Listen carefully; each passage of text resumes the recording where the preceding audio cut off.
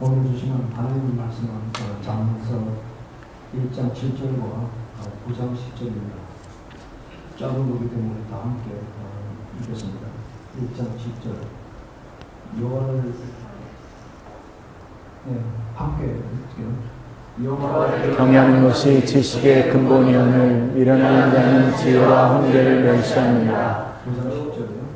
지혜는 다 함께 읽겠습니다. 여호와를 경외하는 것이 지혜의 근본이요 거룩한 자를 아는 것이 명철이니라. 아멘. 김선임 목사님 나오셔가지고 이제 마지막 말씀 전할 텐데 하나님 감사하는 마음으로 박수로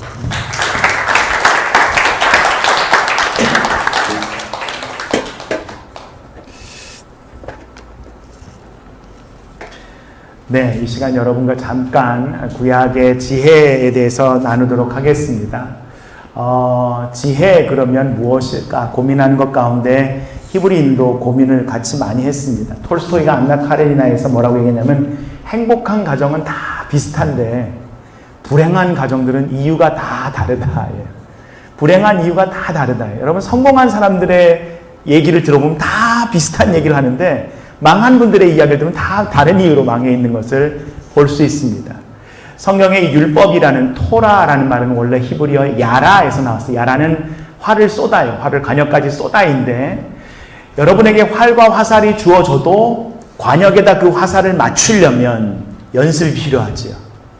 근력도 필요하지요. 그리고 그것이 다 준비됐어도 나의 호흡이 감정이 흥분되든지 내가 뭔가 마음이 틀어지면 제대로 정확하게 관역을 못 쏘아내잖아요. 그래서 관역을 딱 맞추는 것이 이 율법인데요. 관역에 맞추다. 관역에서 벗어나게 되면 하나님 목적에서 벗어나거나 관역에 못 미치게 되면 그게 뭐예요? 그래서 그걸 죄라 그래요. 그래서 하마르티아가 관역에서 벗어났다입니다. 이유는 내가 그만한 체력이 안 됐든지 내 감정이나 호흡이 틀어졌든지. 그래서 오늘 이 본문 두 구절 다시 돌아갈까요? 이 두 구절 가지고 지금 짧은 시간이지만 이 구약의 지혜가 얘기하고자 하는 것이 무엇인가 나눌게요. 처음에는 지식이라는 말입니다. 지식. 여호와를 경외하는 것이 지식의 근본이언을 이렇게 시작합니다. 지혜라고 시작하지 않고 지식이라고 시작했어요. 여러분 잠언은 누가 썼지요? 솔로몬이 썼다라고 많이 알려졌는데 1장 2절에 솔로몬의 책이라고 나오고요. 또 읽어보시면 10장 1절에 솔로몬의 책이라고 나오고요. 또 읽어보시면 25장 1절에 솔로몬의 지혜인데 히스기야의 신하가 편집했다라고 나옵니다. 예를 들게요. 솔로몬 주전 968년에 왕정을 이뤘던 사람인데 히스기야는 722년입니다. 약 240년 차이에요.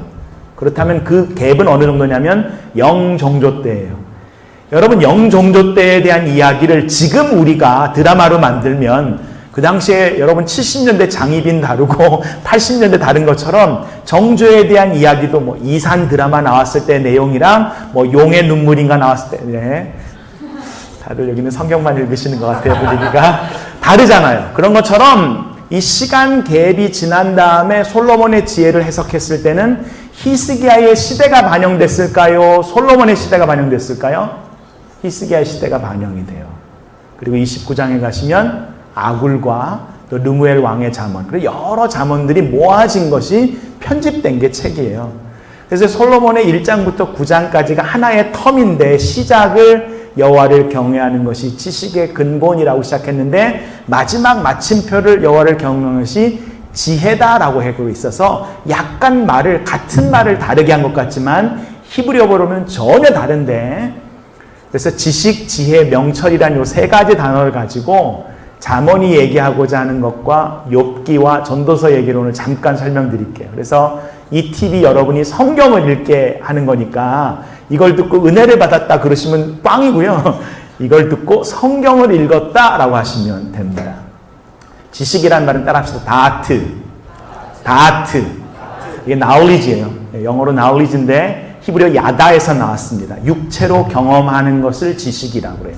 우리가 살면서 경험하는 겁니다. 그러니까 머리에 막 쌓아놓은 것을 히브리어는 지식이라 그러지 않고 우리가 살아가서 경험했는데 이 야다라는 말은 원래 성경에 처음 나오는 것이 아담이 그의 아내를 알더라 라고 해서 육체적인 경험일 때 이 단어를 사용했어요. 여러분의 삶에서 어떤 일을 뼈저리게 경험한 적이 있어요? 네? 공부를 안 했더니 학점이 안 나오더라. 뼈저리게. 그죠? 네. 남자를 정을 줬더니 이게 아니더라. 이런 뼈저리게 경험하게 된 게 있다면 그거를 지식이라 그래요. 근데 여러분 뼈저리게 경험했으니까 그런 실수를 다시 안 하나요? 그러진 않아요. 그런 실수를 또 하게 돼요. 지식이 있다 그래서 다시 그런 지식에 대한 것이 실수가 반복 안 되면 너무 좋겠지만 비슷하거나 다른 형태로 후회되는 일이 또 벌어져요. 그래서 지혜라는 말은 뭐냐면 원래는 호크마란 말이 wisdom이라고 영어로 번역하지만 잠언 안에서는 여러분 NIV를 같이 읽다 보면 skilled라는 말로 더 많이 번역됐어요. 이 지식이 내가 경험했는데 이 경험이 나에게 좋은 거라면 그리고 이게 나쁜 거라면 뼈저리게 내 몸에 각인될 때까지 경험된 것이 지혜라는 거예요. 그래서 그것에 대한 얘기가 딱 들어오면 아예 다시 안 하게끔. 여러분 그러려면 우리가 뭘 충실하게 해야 되냐면 기본에 다시 들어가는 거예요. 그래서 지혜라는 거는 원래 하나님께 솔로몬이 이렇게 기도했어요. 하나님 제가 상대방의 이야기를 들을 수 있는 마음을 주세요. 레브 쇼메아라고 얘기합니다. 그때 하나님이 그래 네가 다른 사람의 이야기를 들을 수 있는 마음을 달라고 했으니까 내가 너에게 지혜를 줄게 이거예요. 여러분 들을 수 있는 마음이 딱 생겼으니까 여러분이 들으려고 그러면 한 번에 들리나요? 아니요. 제가 결혼을 해서 저희 아내 소리를 듣는데 상당히 오래 걸렸고요. 지금도 매일 새롭게 듣고 있습니다. 그러니까 이게 들린 것 같지만 그렇지 않아요. 이거를 지혜라 그래요. 그래서 전 지혜라는 말을 다른 말로 attitude라고 얘기하고 싶어요. 태도예요. 내가 지금 두려워요. 내가 지금 이 상황에서 이게 답이 없어요. 근데도 내가 이것이 반복된 하나님에 대한 경험이 우리의 삶에 이루어지다 보면 지금 이 순간 하나님 나와 함께 하시는 것이 느껴지지 않는데도 태도는 어떤 태도가 나와요? 지혜로운 태도가 나오더라. 뭐냐면 그의 애티튜드가 달라지지 않더라예요. 그 사람에게 마지막 거룩한 자를 아는 것이 명철. 순서가 이렇게 됩니다. 순서가 우리가 지식을 갖는 것은 살면서 경험할 수 있는데 그 지식을 지혜로 만들기 위해서는 마치 대장장이가 돌을 다루는데 스케일로 된 것처럼 목수가 자기가 나무를 다루는데 그 나뭇결과 그것이 어떤지를 아는 것처럼 여기도 태권도 사범님들이 여러분들이 계신데요. 사범이 돼서 4단 5단 되니까 기본 안 하시나요? 아니잖아요. 매일 기본을 다시 하잖아요. 이게 아마추어는 안 해도 되는데요. 프로가 되면요. 기본을 안 하면 안 됩니다. 저희 교회도 프로 골프 선수가 한 분이 계세요. 이분이 아마추어일 때는 너무 골프가 좋았는데 프로가 된 이후에는요. 골프만큼 힘든 게 없고 골프만큼 싫은 게 없고 그래서 매번 이제 큐스쿨을 통해서 다시 재팬 오픈이나 US에서 뛰고 났을 때 결과가 안 좋으면 다시 큐스쿨을 가려고 그러면요. 얼마나 이분이 디프레스 되는지 몰라요. 제가 이분 경기에 따라 저도 디프레스 같이 되기 때문에 주님 제발 컷오프 좀 되게끔 해주세요. 얼마나 많이 기도했는지 몰라요. 네, 근데도 컷오프 되면 연락 안 오시더라고요. 프로가 되면 우리의 삶은 아마추어 아니잖아요. 누구에게든지 자기의 한 번의 생명의 삶은 다 그것이 하나님의 은혜 가운데 제대로 된 삶을 살고 계시지. 아침에 눈을 딱 뜨면서 주님 오늘 저는 난장 칠 겁니다. 이러면서 시작하는 사람 없잖아요. 저는 오늘 마음대로 할 겁니다. 그러지 않잖아요. 그래서 그 지혜인데 문제는 뭐냐. 지혜를 우리는 명철은 understanding인데 우리는 이해가 되면 지혜로워질 거라고 생각해요. 근데 잠언은 아니라는 얘기를 하자는 거예요.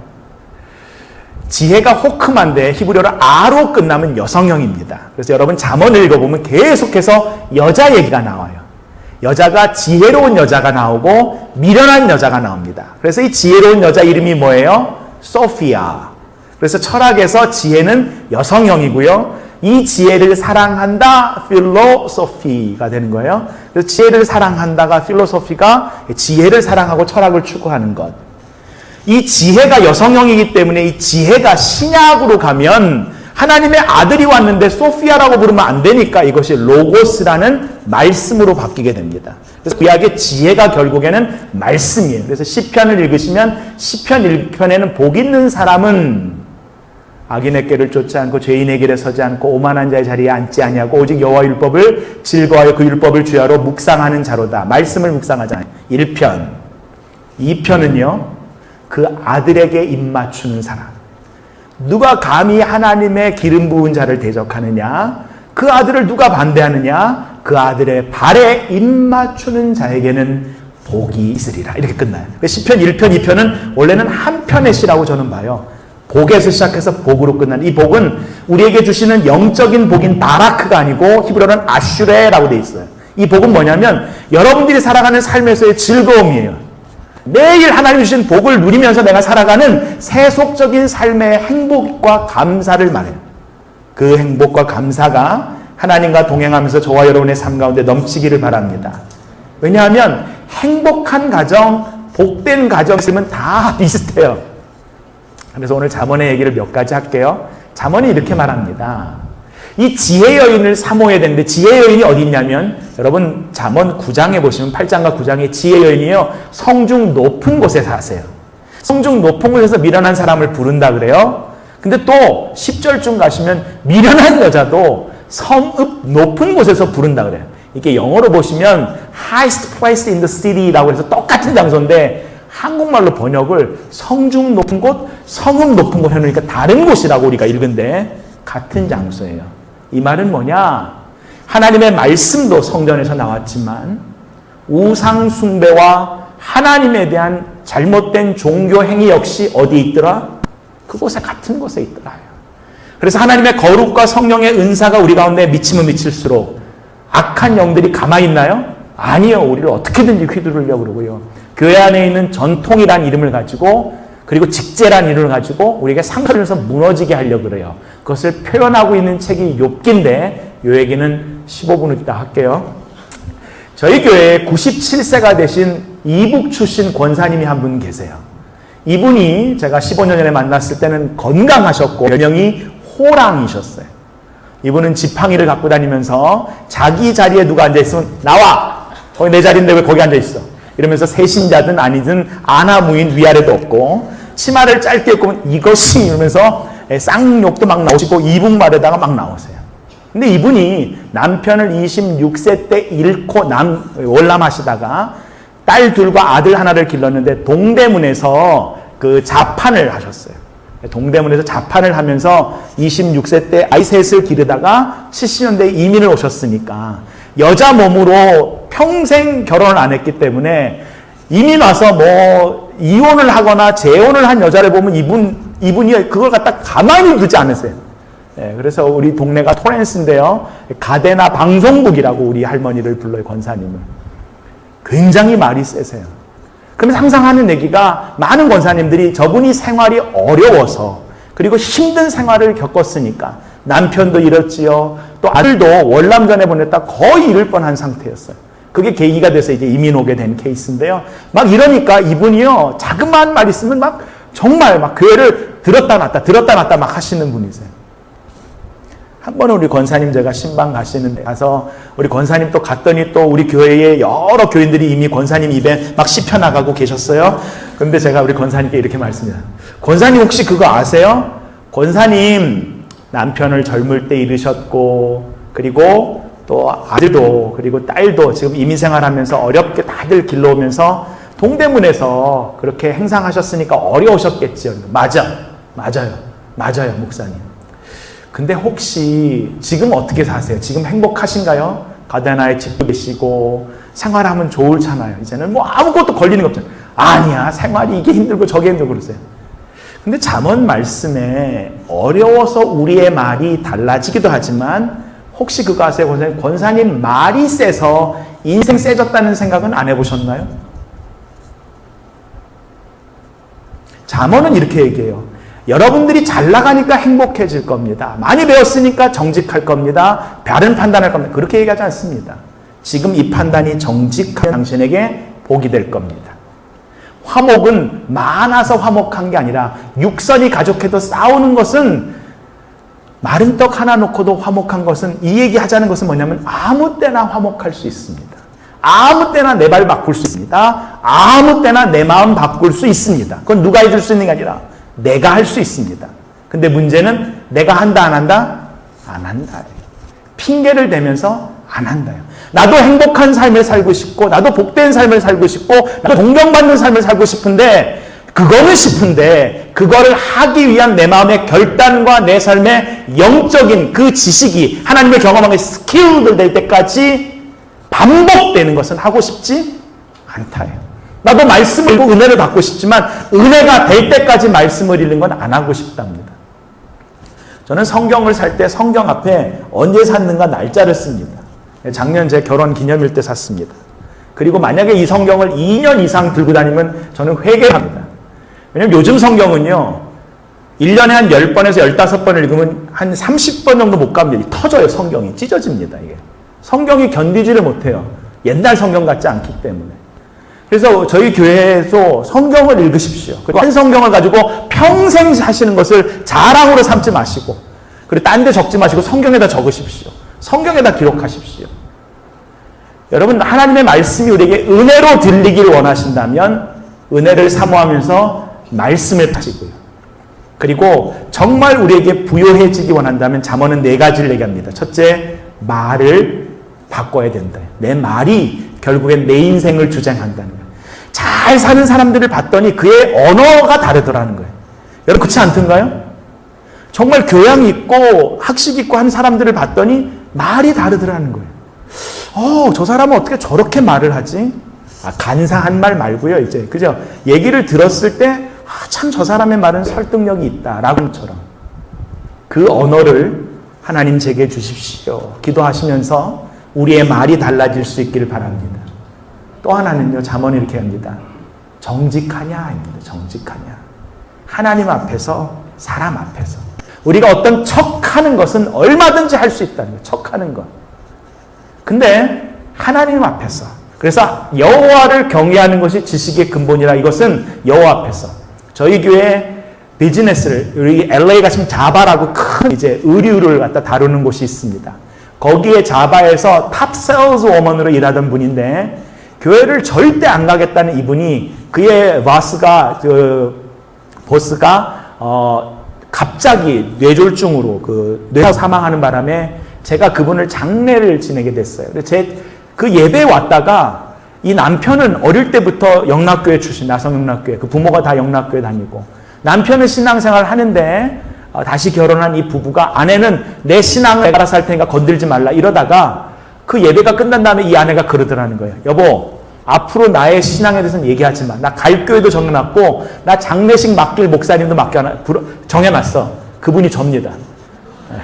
왜 제가 한국 간다니까 이분이 와가지고 가시면 안 된다고 막 그랬는데, 그분이, 남편이 그 얘기를 듣고 새벽 기도를 한 1년 반 전부터 저희 교회 새벽 기도를 나오는 거예요. 저희 교회는 새벽 기도 365일 있거든요. 그래서 매일 새벽 기도 있으니까 남편이 나와서 같이 기도하다가 두 부부가 1년 전에 등록해서 신앙생활 같이 해요. 근데 제가 교회에서 여러 가지 일들이, 그분들도 소문을 들을 거 아니에요. 여러 가지 일들이 발생하면. 그런 소문을 듣다가 한번 같이 식사하는 자리에서 그 아내가 그 얘기를 하는 거예요.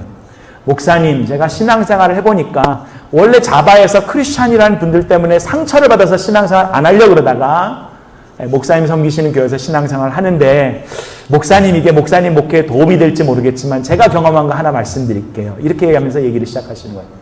목사님, 세상은요, 돈이 관련돼 있기 때문에 상식 밖의 짓을 잘 안 합니다. 왜냐하면 돈이 관련돼 있어서 상식 밖의 짓을 하게 되면 상대방도 그것을 갖다가 수를 하거나 돈을 잃을 수 있기 때문에, 돈이 관련된 세상은 오히려 돈이라는 그 목적 때문에 서로 간에 예의를 지킬 때가 많은데, 교회에 와보시니까 하나님이 있는 줄 모르는 분들이 하나님이 있는 걸 모르다 보니까 상식 밖의 말과 상식 밖의 일을 하는 것을 보게 되네요. 저 그때 충격을 받았어요. 이분이요, 신앙생활 안 하다 교회에 와서 신앙생활 하면서요, 찬양할 때마다 웃고 계세요. 막 왕이신 하나님은 무슨 왕게임 하니 니들 막 이러면서, 이게 언어가 익숙하지 않은 거예요. 교회 언어가. 근데 신앙생활하고 목장에 들어가서 함께 공동체 생활을 하다가 다른 사람에 대한 이야기를 하는 걸 보고 아니 그게 맞아요? 라고 묻으니까 아니면 말고 식으로 대답하는 걸 보고 아니면 어떻게 아니면 말아요? 그 사람에서 당신이 책임질 말을 해놓고선 이 얘기를 하시는 거예요. 우리가 살아가면서 말과 정직에 대한 것, 또 하나는 관계에 대한 거예요. 관계. 내가 이 관계를 어떻게 가져가고 있는가. 관계는 반드시 잠언이 얘기하는데 관계는 이게 뗄래야 뗄 수가 있는 게 아니에요. 여러분 헤어졌다고 해서 끝나는 게 아닙니다. 네. 옆에 분과 인사 나눕시다. 천국에서 다시 봅시다. 끝나는 관계 아닙니다. 우리. 네. 꼭 천국에서 만나는 거예요. 끝나는 관계 아니라는 거예요. 그 사람이 지금 왕일 때 내가 그 사람 볼 때 못해 보여도 히스기야 시대에 기록된 잠언 25장 이후를 보시면 그 사람이 왕이라면 그 사람 앞에서는 조심해야 된다는 거예요. 왜? 그 사람은 나를 죽일 수 있는 힘을 갖고 있기 때문에. 힘을 갖고 있는 사람은 힘을 갖고 있는 대로 자기의 감정과 일을 풀지 절대 자기 힘을 갖다 내려놓지 않는다는 거예요. 그걸 알고 살아가라는 거예요. 그래서 잠언서를 여러분이 읽다 보면 뭐를 깨닫게 되냐면 내가 뭔가 수준이 간 다음에 내 언어가 달라지겠지. 내가 그러면 그때쯤 되면 정직하게 살 수 있겠지. 그때쯤 되면 내가 관계가 좋아지겠지가 아니라 이것들은 지금 언제든지 내가 할 수 있다. 그리고 그것이 준비되어진 사람이 하나님의 복이 있어서 기회가 돼서 성공을 하면 그 성공이 그의 삶에서 떠나지 아니하리라. 그걸 얘기하면서 마지막에 중용이라는 절제에 대한 얘기를 합니다. 절제는 뭐냐면 멈출 줄을 아는 지혜. 그래서 잠언서의 내용을 읽어보시면 우리가 하나님을 경외해서 하나님과 기도했을 때 하나님의 기도 응답을 들으신 경험이 있다면 감사하십시오. 지식입니다. 근데 그것이 반복이 될 때에 아직 기도 응답이 오지 않았지만 하나님께서 그 일을 이루실 줄을 믿는 태도가 우리 가운데 나오게 됩니다. 그렇겠죠?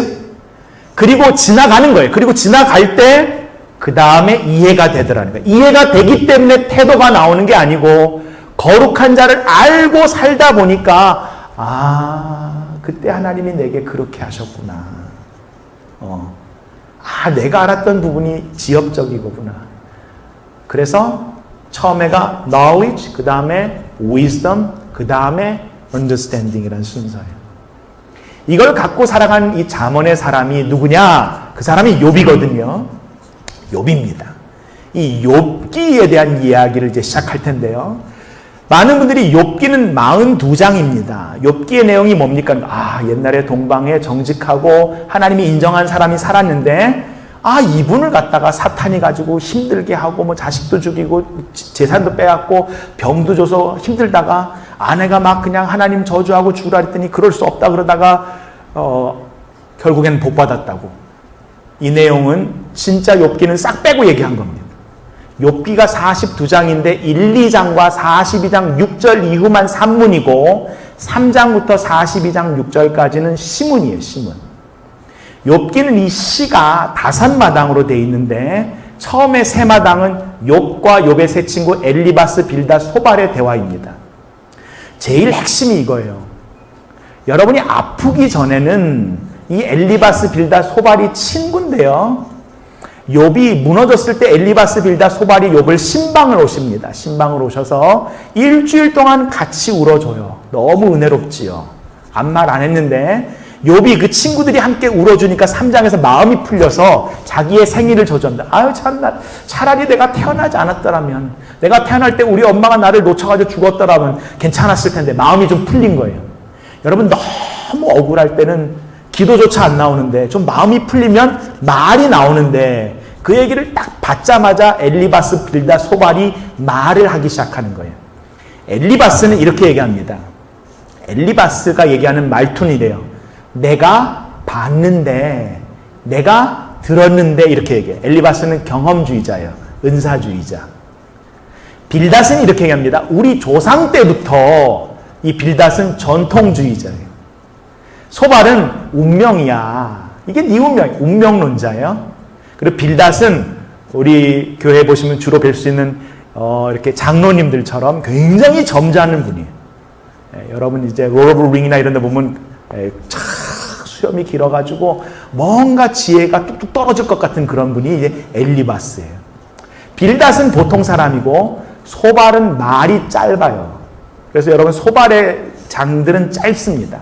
그리고 대개 이 사람과 얘기하면 기분이 갑자기 계속 나빠져요. 이게 소발이에요. 소발. 이 세 분이 교회에 다 계신데 아픔의 신방을 제일 먼저 오세요. 근데 1차 때는 엘리바스, 빌닷, 소발의 캐릭터가 3장부터 14장까지 나오는데 달라요. 엘리바스는 점잖고 빌닷은 그냥 얘기하고 소발은 말을 굉장히 세게 합니다. 15장부터 21장까지 2차가 되면 이 세 분의 구별이 없어져요. 점잖았던 사람도 평범했던 사람도 말이 셌던 사람도 똑같이 욥을 향한 말투가 똑같아져요.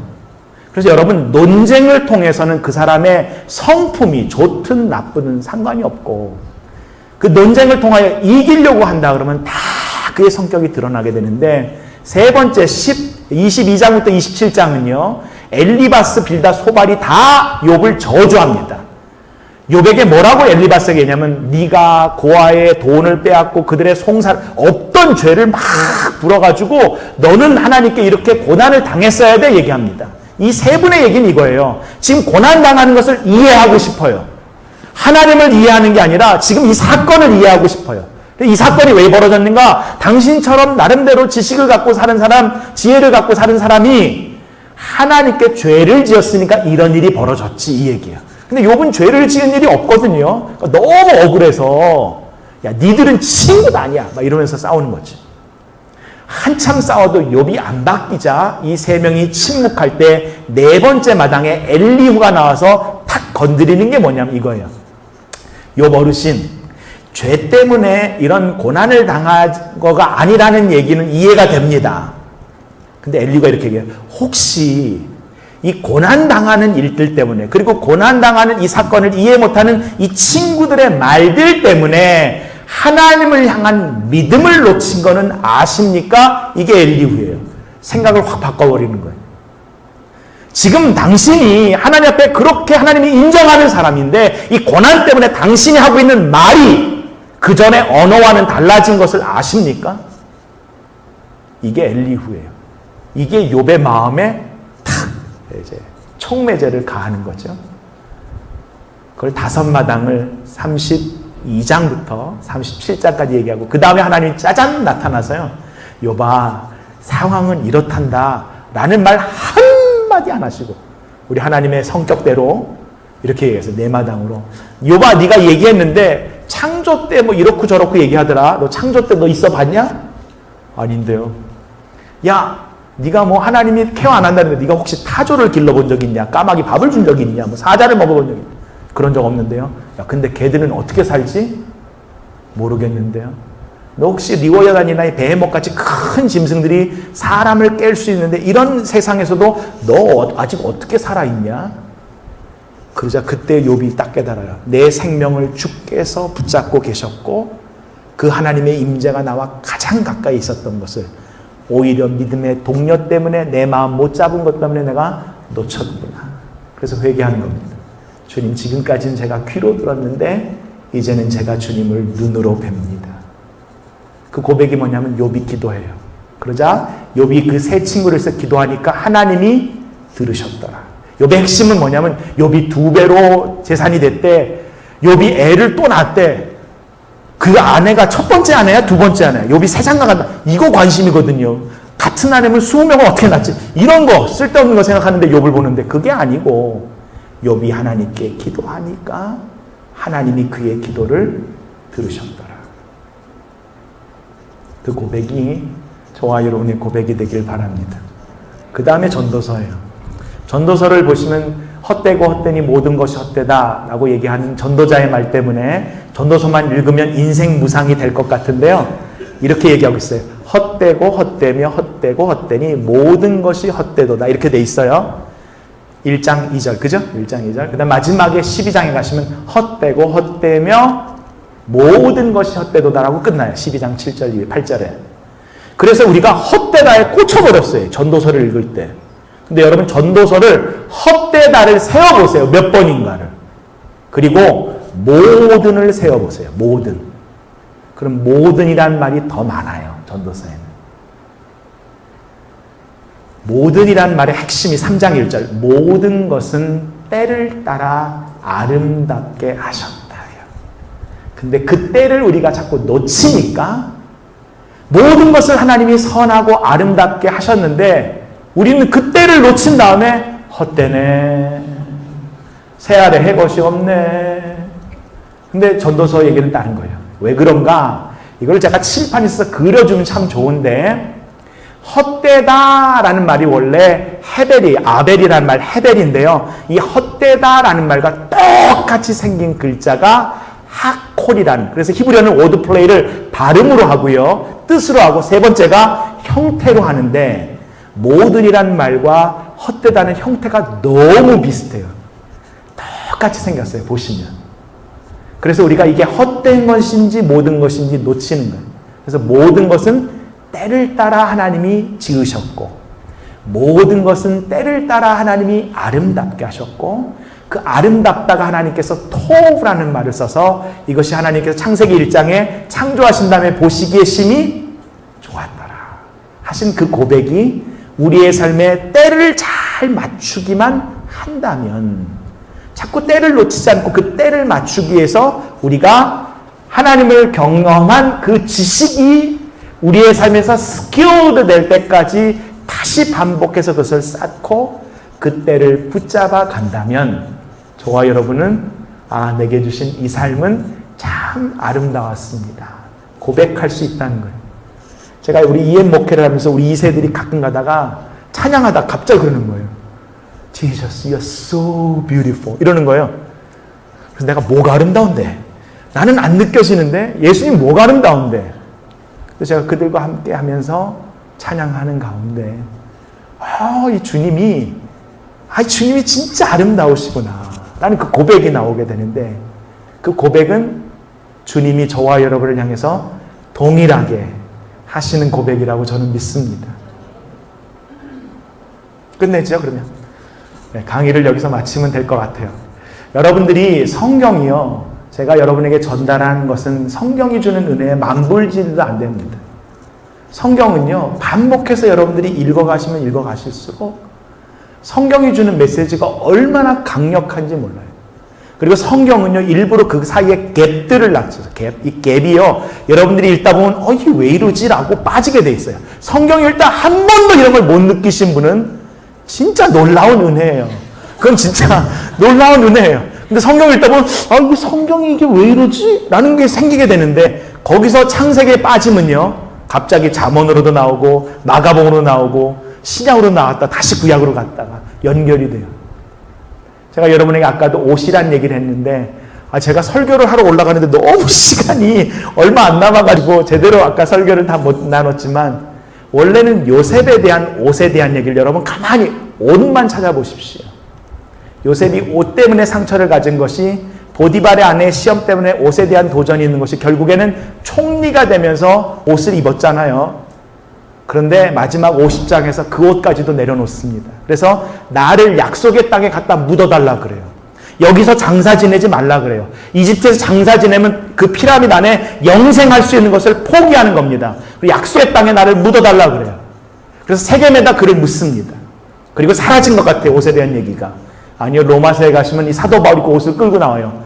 여러분 주 예수 그리스도로 옷을 입으십시오. 그리고 요한계시록에 가면 그리스도로 보혈로 옷을 빤 사람들은 복이 있습니다. 라고 그 옷을 입은 사람들만이 그 성에 들어가 그것을 누리게 될 것이다. 반복해서 얘기해요. 여러분이 성경을 읽다 보면 하늘은 옷에 대해서, 또 어떤 분은 또 필요하면 또 술에 대해서 빠질 수도 있고, 또 어떤 말에 대해서. 그럼 성경이 계속 흘러가면서 우리한테 계속 이야기를 하고 있어요. 말씀을 하나 더 나누고 성경에 있는 이야기를 하고 나누고 마치고 합니다. 나아만 장군이라고 왕하 5장에 보시면 엘리사를 찾아오는 이 나아만 장군이요. 다 가진 사람 아니에요? 근데 그 집에 있는 계집 아이가 자기 주인의 문둥병을 알고 주인에게 얘기합니다. 제가 잡혀온 북이스라엘의 엘리사라는 선지자가 있는데 그가 우리 주인을 위해서 기도해 주면 그가 이 병에서 낫겠습니다. 그래서 결국 이 성경에 딱 2번 나오는 단어가 하나가 원래 나르란 말이 어린아이인데 그 나라라고 하면 여성형이 되거든요. 그래서 계집아일 땐 나라로 돼 있고요. 나중에 이 나만이 요단강에서 7번 씻은 다음에 나올 때 그의 피부가 어떻더라? 어린아이 같았더라. 그 온전해짐을 위하여 우리의 삶은 추구하는데 그 온전해짐이 하나님으로 안 채워지는데 이게 안 채워지면 우리는 갈급할 수밖에 없습니다. 여러분 집에 집을 더해 보십시오. 아니 배고플 때 음식을 그냥 배 터지게 먹어보십시오. 조금 이따 또 배고프잖아요. 얼마 전에 후배가 저한테 연락이 왔어요. 정말 LA에서는 유명한 찬양 인도자인데 오늘도 큰 집회를 끝내고 나니까 목사님 제 마음이 이렇게 공허할 수가 없습니다. 그래서 제가 목사님에게 목사님이 하나님으로 채워지기를 갈급해서 그렇습니다. 이 시간이야말로 하나님으로 채워지지 않으면 넘어질 수 있기에 이 시간 우리가 주님께 기도하면서 그 하나님께 나아갑시다. 우리는 하나님으로 아니면 채워지지 않습니다. 그랬더니 이 목사님이 목사님만 저를 이해하신 것 같아요. 우리 아내한테 그랬더니 밥 먹으라 그러던데 이렇게 카톡이 왔어요. 네. 삶이에요. 하루하루 살아가는 거예요. 근데 그 삶 가운데 주님께서 여호와를 경외하는 것이 지식의 근본인가? 한두 번 경험해서 저거 우리한테 지혜로 안 됩니다. 한두 번은 이길 수 있어요. 한두 번은 괜찮을 수 있어요. 그런데 한 번 넘어지면 그것이 10번, 20번 지혜로운 선택을 한 것을 다 무너뜨려 버리는 것이 우리의 삶일 때가 있잖아요. 그러니까 두려워하시는 거예요. 근데 기도하면서 주님께 주님 이 선택이 맞나요? 그리고 내가 지금 하나님을 신뢰하면서 지금 나가고 있는 게 맞습니까? 라고 할 때 우리 하나님이 참 여러분의 귀한 믿음의 동역자들 통해서 말씀하십니다. 그리고 위로 주세요. 그러다가 엘리바스 빌다 소발 만나면 이렇게 얘기하면 돼요. 니들은 친구도 아니야. 이렇게 얘기하면 되고요. 저희 교인들도 제가 이런 분들은 신방 가지 마세요 라고 권고를 하는데도 꼭 신방을 먼저 가세요. 이런 분들이 누가 아프다 그러면 신방 가서 아유 왜 아프셨대. 그러니까 하나님 앞에 왜 그런 죄를 지으셨대. 이런 분들 계세요. 이런 분들 가지 마시라고 제가 신방 금종력을 내렸는데도 제일 먼저 가겠어요. 제 신방 가보면 그분들이 먼저 와가지고 이미 그 초토화를 먼저 만들어 놓을 때가 있어요. 그럼 제가 회복하기가 더 힘들어요. 혹시 여러분에게 그런 은사가 있다면 신방을 자제하시고 우리의 언어와 삶이 바뀌어서 정말 제가 존경하는 목사님과 여러분 공동체가 말씀에 가까이 갔을 때 이 말씀이 주는 핵심과 그런 어떤 내게 주시는 가까이 올 뭔가. 그래서 여러분이 앉았을 때 지난주에 이런 얘기를 읽었는데 잘 모르겠다 라고 하면 물어보면 답을 주게 아니에요. 그죠? 계속 올라가면 또 목사님께 또 가가지고 물어볼 거 아닙니까? 저희 교회는 꼭 설교가 끝나면 저한테 질문하는 분이 꼭 3분이 계세요. 주중에 꼭 질문을 갖고 와요. 이분들은 성경을 읽는 분이에요. 저희 지역에 사우스 LA에 가시면 마켓을 하는 분인데 이분은 원래 한국에서 시향의 수석 바이올리니스트였어요. 근데 그의 약혼자가 갑자기 교통사고인가 백혈병으로 죽임을 당한 다음에 이분이 악기를 내려놨어요. 내가 다시는 바이올린을 키지 않겠다.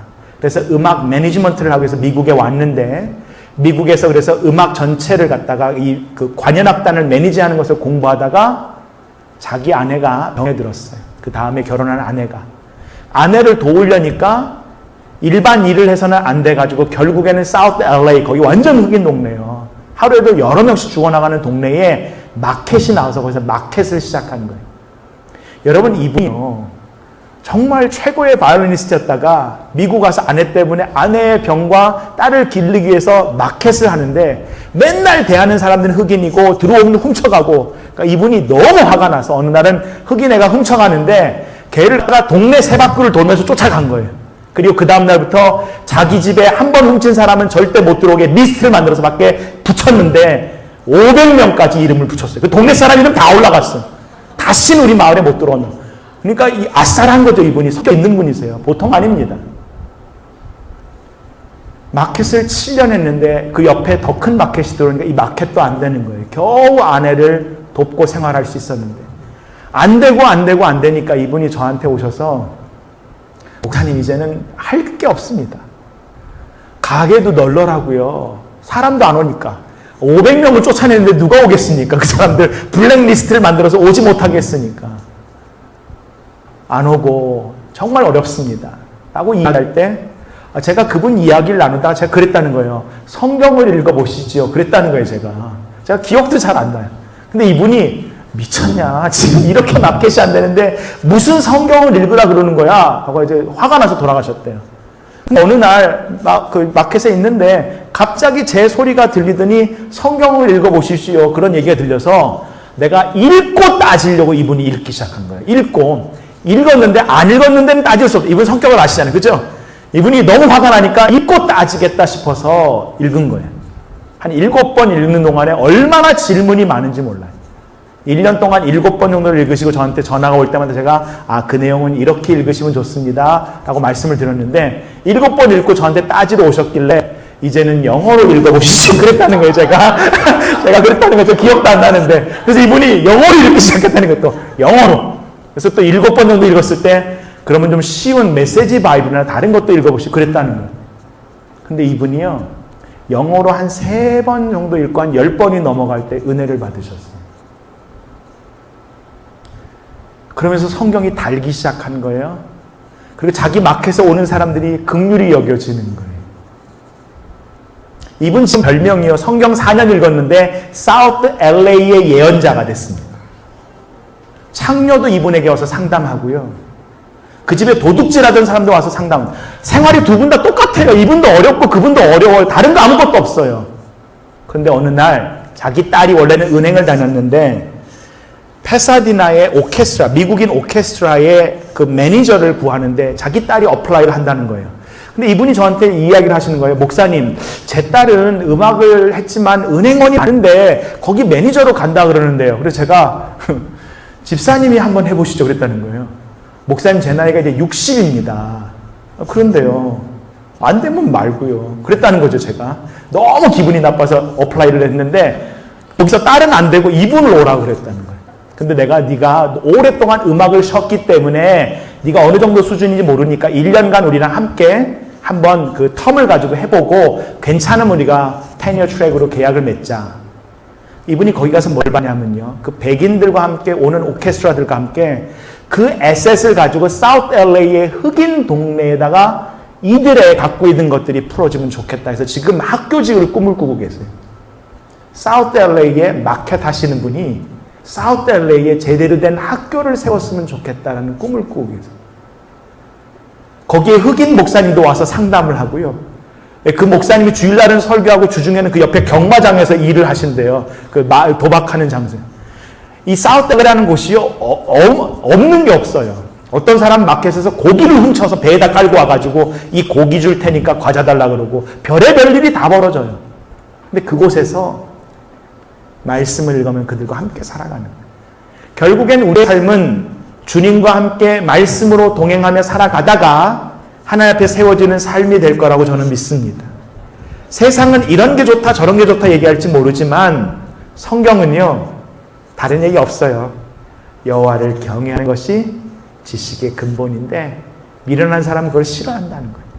근데 여호와를 경외하면서 지식을 내 삶 가운데 반복하다 보면 그것이 우리에게 경험이 되고 스킬드가 돼서 우리의 태도가 될 것이고, 그렇게 살다가 돌아보면 하나님의 은혜로 여기까지 왔구나 라고 그 거룩한 자를 아는 것이 우리의 삶의 명철이 될 것이다 라는 그 지혜가 저와 여러분의 삶 가운데 넘치기를 간절히 소원합니다. 같이 기도하겠습니다. 주님 고맙습니다. 오후 시간 피곤한 몸이고 주중에 여러 가지 일들 가운데 아직 해결되지 않은 그런 이슈를 가지고도 주의 전에 올라와 기도하는 이 귀한 믿음의 공동체를 봅니다. 주님 종을 이곳에 오셔서 오히려 제가 은혜를 받고 다시 도전하고 저의 주님과 함께 동행하는 길에 대한 결단을 하게 하시니 감사합니다. 이 길 끝에서 주님 우리가 만나기를 원합니다. 내가 옛날에는 어땠는데 아버지 그것이 무슨 소용이 있습니까? 오늘 내가 주님과 함께 살았다면 감사하고 주님께 쓰였다면 그것이 귀한 것인 것을 주님 손에 들린 귀한 그릇 되기를 간절히 소원하오니 저희 모두를 주께서 그리스도의 보혈로 깨끗하게 하셔서 하나님의 나라와 뜻을 위하여 귀히 사용하여 주시옵소서. 하나님 말씀을 읽기로 마음 가운데 결단된 형제와 자매들, 귀한 우리의 믿음의 귀한 성도들 위해 하나님께서 성령으로 기름 부어주셔서 말씀으로 만나주시고 그 신령 가운데 하나님 찾아와 주시고 하나님의 살아계신 그 인격적인 만남이 우리 가운데 일어나 그 하나님 자랑하고 나누는 것이 우리의 교제며 친구며 친교며 오히려 그것이 우리의 선교와 전도가 될 수 있게 역사해 주셔서 이 시대에 계속해서 그리스도의 몸된 교회를 흔들려고 하는 세속의 물결과 세상의 도전 가운데 말씀을 알고 말씀 앞에 말씀이 갈급해서 살아가는 귀한 말씀의 공동체로 우리 모두를 세워주시기를 간절히 소원하며 예수님 이름으로 기도합니다. 아멘. 고맙습니다.